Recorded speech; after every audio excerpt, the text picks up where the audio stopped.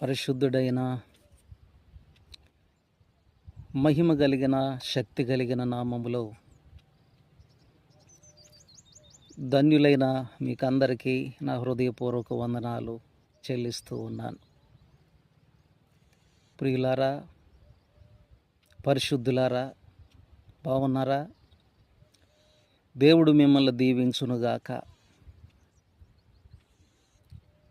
ఈ దినమున, ఈ సమయమున మీకు ఒక మాటను దేవుని యొద్ద నుంచి చెప్పాలని నేను వచ్చాను.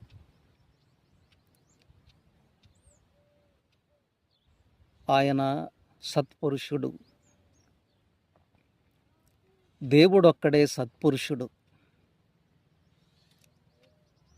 దేవునికి మాత్రమే సత్పురుషుడు అని పేరు.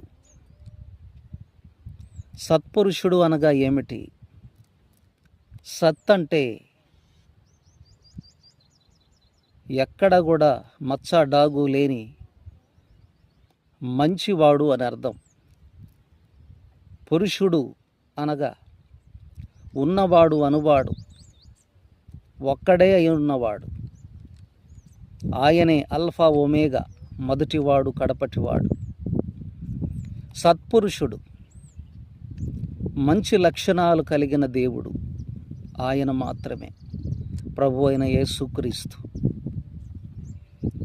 ఆయనలో లేఖనాలు సెలవిస్తూ ఉన్నాయి, ఆయనలో ఎక్కడ కూడా ఎవరు తప్పులు పట్టుకోలేకపోయారు, చూడలేకపోయారు తప్పులు.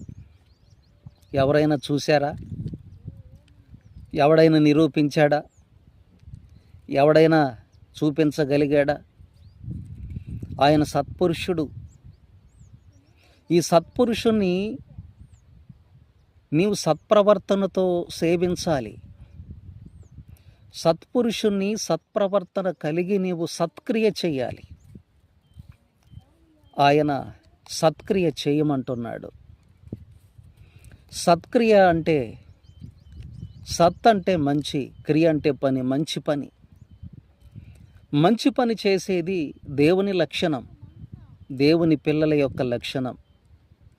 చెడు పనులు చేసేది సాతాను యొక్క లక్షణం, సాతాను సంబంధులు, సాతాను పిల్లలు చేసేటటువంటి లక్షణాలు.